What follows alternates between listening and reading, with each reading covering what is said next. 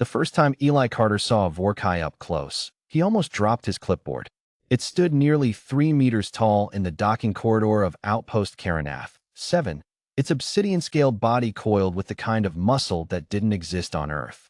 6 limbs, 4 for locomotion, 2 for combat, all ending in hooked, serrated talons that had reportedly sheared through titanium hull plating during the Siege of Drelmos. Its eyes, all 4 of them, were the deep amber of a dying star, and they were fixed entirely on Eli. He forced himself to breathe. The Vorkai were the apex predators of known space. Every spacefaring civilization had learned this lesson, some of them catastrophically.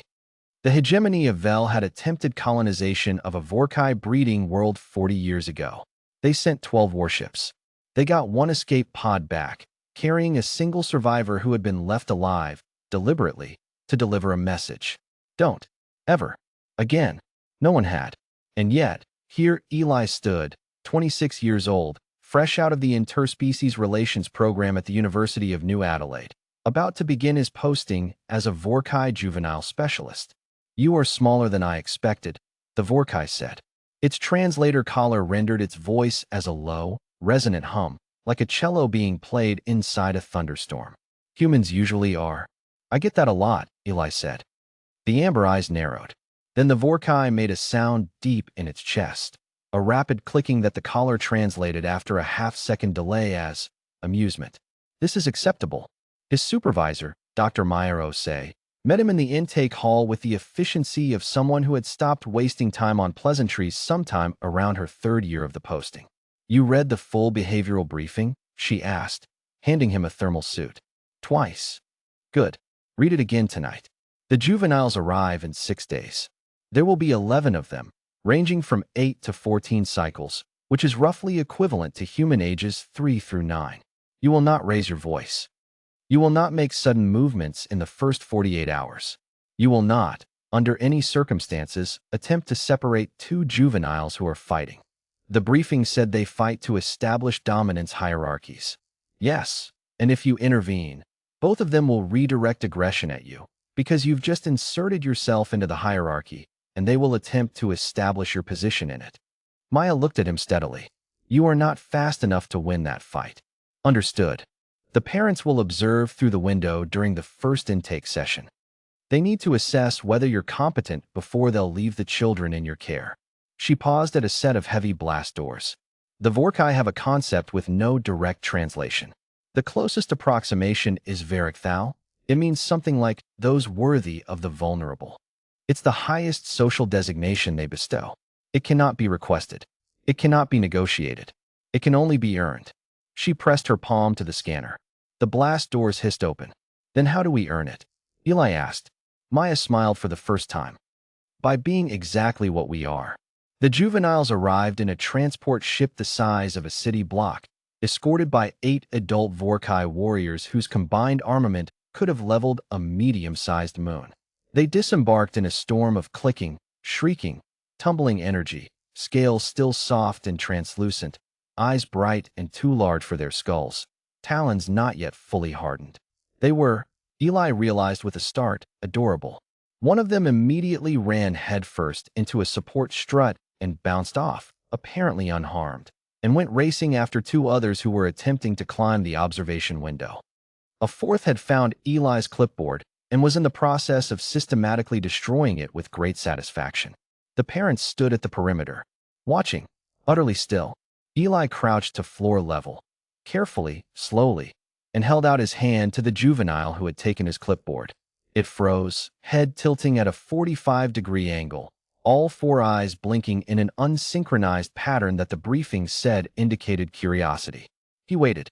It sniffed his hand. Then it deposited what remained of the clipboard in his palm, turned around, and sprinted away to rejoin the chaos. Behind him, Eli heard Maya exhale quietly. "Good," she murmured. "Don't stand up too fast." He didn't. Over the next 6 days, he learned their individual personalities the way you learned anything that mattered. Slowly, carefully, by paying attention. There was Kekt, who was dominant and bold but strangely gentle with the smallest juvenile. Ural, who had been hatched premature and was still catching up.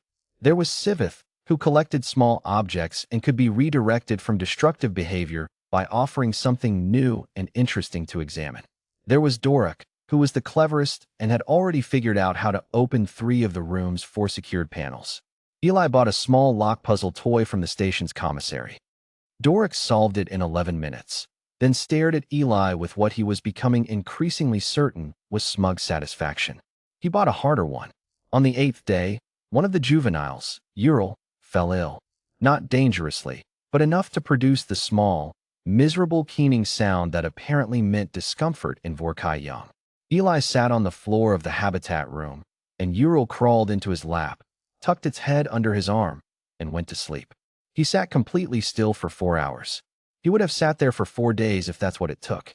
On the 12th day, Eli stepped out of the habitat room to find one of the Vorkai parents waiting in the corridor. He recognized it. Her, he had learned.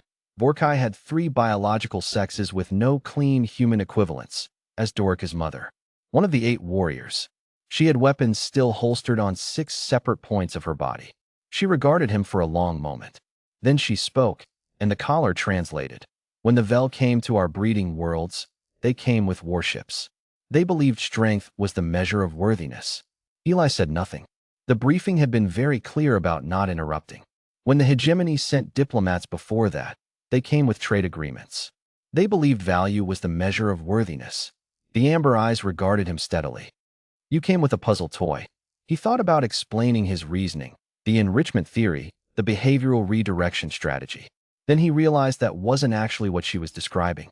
Doruk needed something interesting, he said instead. The Vorkai mother was still for a moment. Then she made that clicking sound, the one he'd cataloged now in 17 juveniles and recognized immediately. Amusement. This is acceptable. The designation Varric Thal was last given to a non-Vorkai 300 years ago, she said. A human also. She helped our young survive a plague that would have killed half a generation. The amber gaze moved to the habitat window, where 11 juveniles were engaged in what Eli had started mentally calling organized chaos. We remember. She turned and walked back down the corridor, her talons clicking a slow, deliberate rhythm on the deck. Eli looked through the window. Ural spotted him and pressed one translucent paw against the glass. He pressed his hand against the other side. 300 years. Humans had been doing this for 300 years, earning the trust of the most dangerous species in the galaxy. Not through firepower, not through diplomacy, not through anything that could be written into a treaty. Just by sitting on the floor when something small and sick needed someone to hold on to. He'd take it. Somewhere in the galaxy, 11 juvenile Vorkai were learning that humans were safe. In 30 years, they would be warriors. And they would remember.